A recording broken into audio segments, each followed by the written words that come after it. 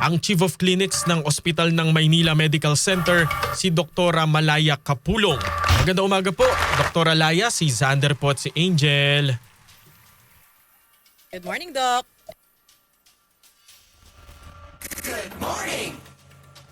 Siya po ang Chief of Clinics ng Ospital ng Maynila. Makikibalita ho tayo dun sa sitwasyon sa kanilang ospital dahil nga po sa pagtaas ng kaso ng leptospirosis. Actually, pati sa bahagi ng NKTI. Yes, diba? oo, yung sa may ano, yung Quezon. DOH na hospital, yung parang Jose Reyes. Oo, marami Puno na rin, din. puno na rin. San Lazaro pala. Okay na daw. Ayan. Good morning po, Doktora Malaya Kapulong. Good morning po. Opo. Ma'am, opo, good morning po. Una ho sa lahat, ang ospital ng Maynila po ay under the LGU or sa DOH po? LGU Hospital po kami na owned and operated by the City of Manila po. Ayun, opo. Para lamang po, meron po tayong backgrounder. Doc, gaano na po ba kadami yung kaso po ng leptospirosis ang naka-admit dyan po sa ospital ng Maynila sa ngayon? Sa ngayon po, meron kaming 40 na adult patients at saka 6 na pediatric patients po. Opo, yung pediatric, anong mga edad po ito? From what age to what age? Kasi pag inaano natin mga below 18. So yan ang pedya natin below 18. Nagre-range sila from hanggang I think mga 8 to 14 yata. Opo, kumbaga kasi kung baby, hindi naman ho siguro Hindi naman. lulusong sa baha. Opo. Opo. Majority yata nito yung mga nag-swimming. Opo. Oo. Pero Doc, sana wala naman po meron na po bang naitalang nasawi dyan po sa ospital ng Maynila dahil sa leptos? Unfortunately, meron na tayong mga for mortalities po. 4 po. From what dates po yun? That was from August 1st hanggang nung Wednesday, which was August 26. Ganun na Opo. yung So, okay lang. Hindi naman, kung tutuusin mo, it isn't as bad as it was last year. Mas mabilis yung mortality namin last year. Nabanggit Pero mo ngayon, yung... since the start of the rainy season, August 1, for mortalities. Opo. Since nabanggit mo, Doc Malaya, yung last year, gaano po ba kadami yung kaso ng leptospirosis dyan po noong nakalipas sa taon? Hindi ko na maalala yung last year, pero talagang mas marami last year. Siguro double of what we have this year. Opo. At saka mas iba mas mabilis yung course ng mga pasyente namin last year. Opo. Ngayon po, totoo ho ba na in full capacity na po yung ER? Yes, actually nung isang araw pa, starting last week pa talaga napansin na namin tumataas yung census namin sa ER. Actually, kasi hindi naman nababawasan yung ibang mga kaso. No? So, ang ER kasi namin ang capacity niya is around 30 to 34 patients. But now, ang census namin sa ER is 60 to 70. Doble nung So, double capacity. siya ng capacity ng namin, emergency room namin. Opo. Paano po yung ganong sitwasyon, Doc Malaya? Saan nyo po pwedeng i-refer yung iba pa mga pasyente? Actually, we're referring, we're trying to refer patients sa ibang LGU hospital kasi the City of Manila actually has 6 city-run hospitals. Meron kaming Gat Andres, Jose Abad Santos, Hospital ng Tondo, yung dating Hospital ng Sampaloc, which is now the Ramon Bagatsing General Hospital, and then yung Santa Ana Hospital. So nakakapagdipat naman kami ng pasyente sa mga ospital na to. Unfortunately, meron kasing may mga pasyente hindi mo talaga, pagdating sa pintuan ng ospital, ay hindi mo pwedeng basta-basta na lang matanggihan or basta-basta mailipat. Opo. Dok, ito po ba mga kaso po ng leptos dyan sa ospital ng Maynila ay pawang mga residente lamang po ng Maynila? Ay, hindi po. We get our patients not just from the City of Manila, kundi yung mga surrounding communities like Pasay, Las Piñas, ganyan. Opo. and as far as Cavite. Opo. At para lang din po malinaw, yung ER po ninyo tumatanggap pa rin ba ng ibang mga kaso? Kumbaga po, Ay, basta emergency case, tinatanggap nyo pa rin po? yes po. Actually, kung tutuusin mo um of the 60 to 70 patients na nandun sa emergency room ngayon, about 30 to 40 are other cases katulad ng stroke, Mm. sakit sa puso, high blood, sakit sa bato, no, yung tinatawag nating chronic kidney disease, no. So, kasama sila dun. So, yun nga yung sabi ko, kasi hindi naman sila nabawasan, no, yung Oo. mga kasong to, tapos nadagdagan ng, yun nga yung surge ng increase ng number ng leptospirosis patients. Kaya talagang medyo na extend, no, na overextend yung resources ng ospital. Opo. Pero paano po yun? Halimbawa, okay pa rin naman po ba, Dok? Halimbawa, may pasyente na talagang dyan po malapit at kailangan dalhin sa inyong emergency room, okay lang po yun. Kumbaga, ire-refer nyo na lamang sa ibang ospital. We try to refer Okay. these patients to other hospitals. Siyempre, ang consideration natin is, pwede ba siyang matransfer? Mm-mm. One, pwede ba siyang matransfer? Kasi yun yung status ng pasyente. Yung paglilipatan ba natin ay may capability sila of handling the patient. And the third and most important, no, not less important, no, is kung papayag yung pasyenteng magpalitan.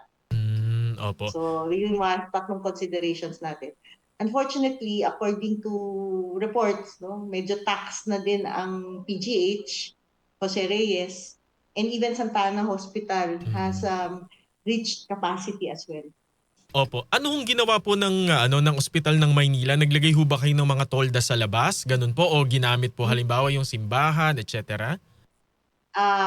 For hindi kasi natin magagawang maglagay ng tolda sa labas considering the yung weather conditions. It's really not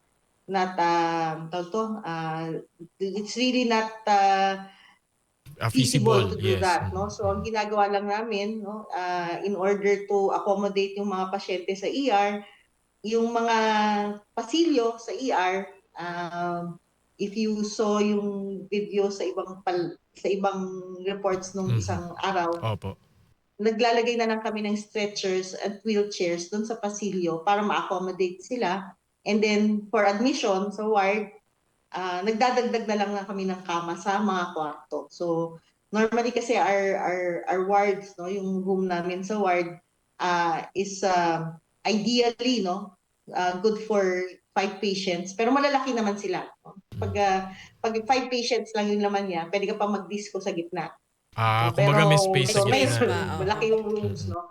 So if what we did was we added, no, additional at least 2 beds per room, no, accommodate naman siya, no, para lang ma-accommodate yung mga for admission. And then isa pang namin is na humihiram kami doon sa ibang wards, no. So kasi ward system kami, so internal medicine, surgery, OB, and gynecology, no, wards, no. Pag mababa yung census nila, na nanghihiram kami ng isang kwarto or 2 kwarto kung kaya doon sa mga wards na yon para ma-accommodate yung mga additional patients. Ayun. So hindi lang pala ER ang full capacity dyan sa Ospital ng Maynila, Dok, pati ward, ano, puno na. Yes, kasi kung tutuusin mo ang actual bed capacity, like for example ng internal medicine namin, ang actual bed capacity niya is supposedly about 60 patients only. At present, we have 78 patients admitted in the ward. So we are 120% ang capacity ang occupancy ngayon ng aming ward ng internal medicine. Pediatrics ganun din, no? Ang capacity ng ating pediatric ward is only 53. Ngayon ang occupancy niya is 60. So over capacity pa rin kami. Ilang linggo ho ba gaano ho ba katagal ang gamutan ng isang pasyenteng may leptospirosis? Well, it all depends on the severity and the response of the patient to treatment, no? So averaging yan mga 1 week. 1 week, depende yan yun. At saka, yun nga, depende yan sa severity, kung moderate ba siya or severe siya. And then, of course, the response of the patient to whatever treatment na binibigay namin. So, some patients, depending on kung meron silang tinatawag namin comorbidities or yung ibang sakit pa, no, na meron sila, bago sila magkaroon ng leptospirosis, they may have a longer recovery period. Opo. Pero sa ano naman po ng aspeto po ng doktor, ng gamot, hindi naman po nagkakaubusan, nagkukulang, Dok.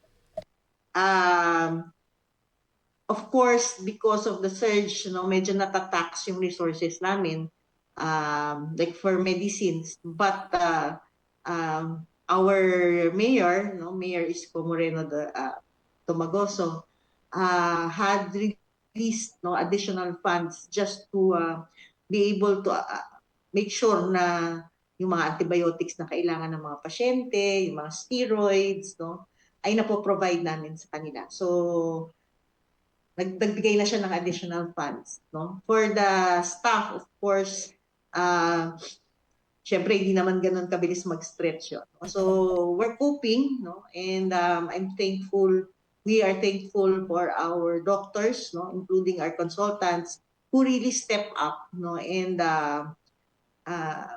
do more, no, and extend, no, kung ano man yung kaya pa namin. So hopefully, kakayanan nga namin yung Kakayanin. pandemic. Opo. Opo, Dok, siguro pang huling mensahe na lamang po sa ating mga tagapakinig na halimbawa meron pong dadalihin dyan na pasyente sa ospital ng Maynila. Ano po ang mapapayo po ninyo, Dok? Konti pong pasensya, no? We understand, naintindihan po namin na nangangailangan po sila ng ayuda or ng mga ruga ng mga healthcare workers natin. Kaya alam po, talagang sa dami po ng pasyente, konting pasensya po, no? Na maghintay, no? Hindi po namin kinakalimutan yung aming tungkulin sa inyo. Yun nga lang po, sa dami po ng pasyente, at minsan po sana maintindihan nila na kahit nauna sa kanila kung ang estado ng pasyente ay nangangailangan, na unahin sila, talagang mauuna po sila, no? Kasi syempre sa emergency room, ang Depende inaano sa natin ano. is not first come first serve, but rather yung severity po ng pasyente, no? Yung pagiging critical na estado ng pasyente. Pero andyan po ang ating mga doktor, ang mga nurse, ang mga nursing attendant para tugunan ang mga pangangailangan ng mga pasyente. Opo. Doktora Opo, Malaya salamat Kapulong, sa mga thank you po. doktor. Opo. Malakas Thank po you kayo din ng po. resistensya, Dok. God bless. Thank you. God bless din. Thank you po. At mabuhay po kayo dyan sa ospital ng Maynila. Naglilingkod po ng libre, no, para po sa ating mga kababayan. Hindi lang po sa mga tagalungsod ng Maynila. Basta ho kayo po ay magtutungo sa mga ospital po, public hospitals po dyan sa lungsod. Tinatanggap nila. No, yan. Talagang full capacity nila, partner. Hindi lang yung ER, hindi lang yung ward, pediatrics, di ba? Kumbaga naghihiraman na yung